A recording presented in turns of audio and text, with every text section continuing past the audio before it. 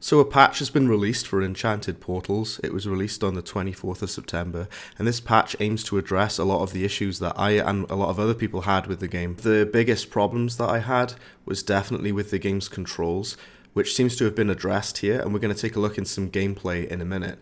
But what you can basically do now is immediately switch your weapon at the tap of a button, and you can do this whilst you're moving, whilst you're dashing, whilst you're jumping, and I think that's a great change. Beforehand, we'd have to awkwardly stop and stand still and use the directional pad in order to change our weapon, and it felt really clunky and unresponsive. So I'm really glad that they've actually listened to this feedback and they've decided to make the change to allow you to immediately change your weapon at the tap of a single button, and you could just do that very quickly as well. You're also able to use the D-pad to move now, so you don't just have to use the left analog stick.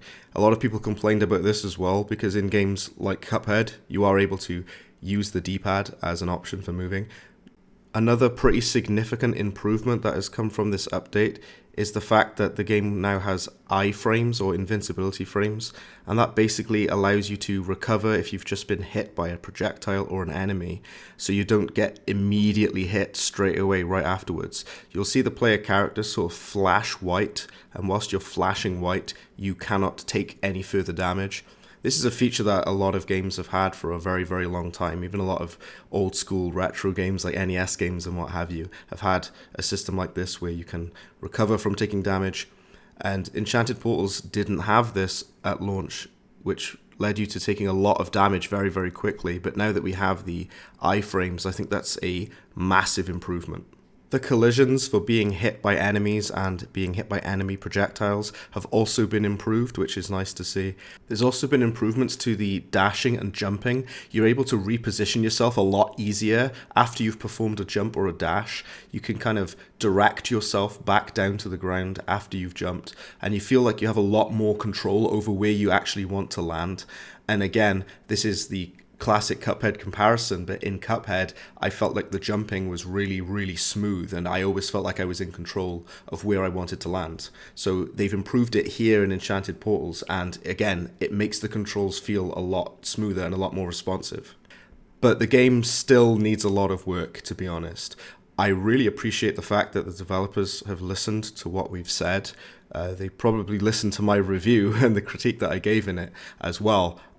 And this is what I was talking about in my review when I said that hopefully a patch can fix some of the issues. They're clearly trying, and they're clearly listening to that feedback. So this is a massive step in the right direction. The controls are better now.